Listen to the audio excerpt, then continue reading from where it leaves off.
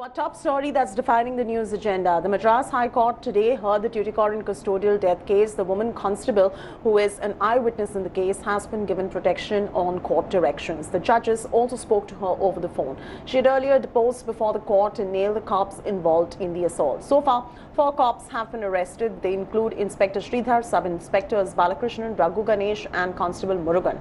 Sub-Inspector Ganesh has also been remanded to 15-day judicial custody. All the accused cops have been charged with the murder of Jairaj and his son Benix. DMK chief M.K. Stalin has hit out at the EPS government, accusing it of trying to protect the accused from the beginning. It's very delayed, this arrest, and filing of this section 302 also is very delayed. Unfortunately, they've completely shaken people's faith in the government and in the system because of their delays.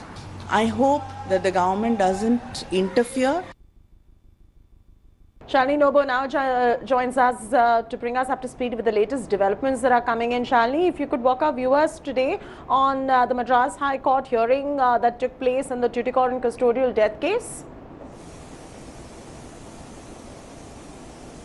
Well, Chaiti, today the Madras High Court's Madurai bench did do a follow-up hearing, and they took down the status of the case, how many arrests have been made, have they been remanded, and also the court at length spoke about the mental well-being of policemen and counselling sessions, and what is the status of programs that they have for police and their counselling sessions for their families.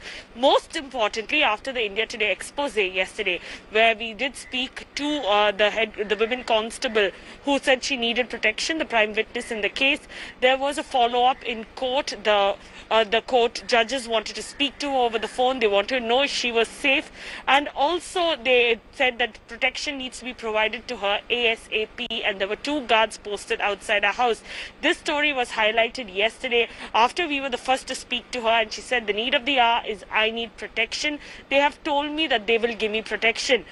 This story today was followed up in court, and with the judges saying that there were media reports, they wanted to speak to her. The lady answered the phone, and then immediately there was protection outside her house. So the prime witness in the case has also been given protection, and the court has ordered that she gets paid leave as well. She gets her salary in full.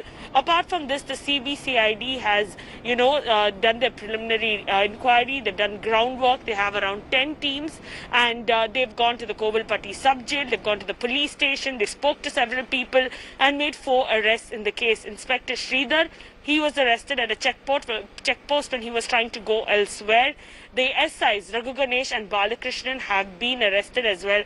And a constable, Murugan, who was the complainant in the FIR against Jairaj and Benix, he has been arrested as well. All 4 of them have been slapped with IPC 302, which are murder charges.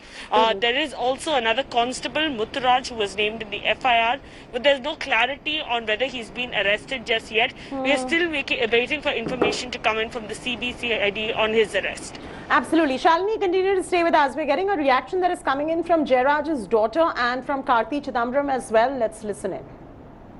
அரசுக்கு எதிராகவோ இல்லைன்னா போலீஸ்காரங்களுக்கு எதிராகவோ எங்களுடைய நாங்கள் அவங்களுக்கு எதிராகவே எதுவுமே செயல்படலை.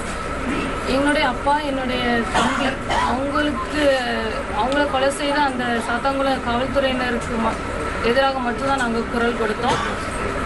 அதுபோல் எங்கள் தரப்பு நியாயத்தை புரிஞ்சு கொண்டு கைது நடவடிக்கை எடுத்த CBCID-க்கும் தமிழக அரசுக்கும் எங்களுடைய நன்றியை நாங்கள் தெரிவித்துக் கொள்கிறோம். I don't understand why the state government had to go through these 5 days of dodging and trying to defend, trying to, to fudge and dodge the whole issue. Nobody is ever suggesting that this is done because of political motives. Nobody was ever accusing the government of being hand in glove. It was purely the police taking brutal action against people who they picked up for some trivial case. So the government itself, suo moto, could have acted on this and saved all this 1 week of lag time. That clearly proves that the chief minister is not in control of the state administration. I think the bureaucracy gives him the briefs to read out, and he's reading out. I don't think, as a thinking politician, he could have done that. So he's clearly proving to be a chief minister who's not in control of the state administration. Actions that are coming in on this story. A woman police constable who witnessed the brutal torture on father-son duo on the night of June 19 has exposed her own department, claiming that the duo was beaten up throughout the night. Here's our report.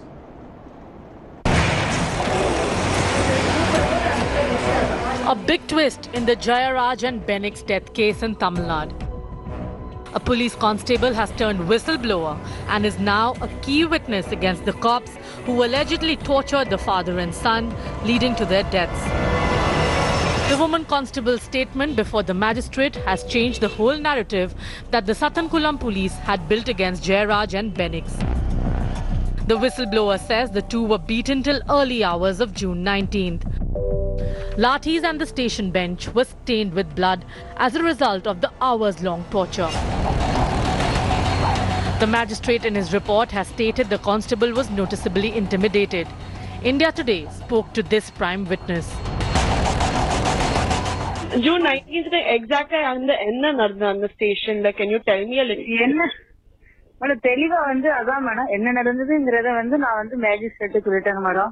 Did anyone intimidate you? யாராவது threaten பண்ணிருக்கு உங்களுக்கு? இப்ப வந்து பிரச்சனை பண்ணா வந்து சொல்றேன் உங்களுக்கு. Criminal contempt proceedings have been initiated against ASP D. Kumar and DSP C. Prathapan, who had allegedly delayed the process of evidence gathering against the accused cops. The constable who bravely deposed against what had happened there, or the tainted officers who have been posted in the district, or reposting of those officers who have been pulled up by the Madras High Court. It is very, very shocking that a police officer who was deposed in this gruesome incident about the commission of the crime is fearing for her life. The Human Rights Panel has also stepped in, seeking a report in 6 weeks from the authorities. After days of silence, superstar Rajinikanth has finally spoken out. He has demanded punishment for the people involved in the barbaric act. The key witness in this case scared for her life. The alleged torturer scot-free. And the important question remains unanswered. How long before Jayaraj and Benix's family get justice? With video journalist Divyan Rajkumar, Shalini Lobo in Chennai for India Today. Hi everyone, Preeti Chaudhary here. Hope you like this video. For latest news and analysis, like and subscribe to the India Today YouTube channel. And don't forget to press the bell icon to stay updated. Thank you for watching.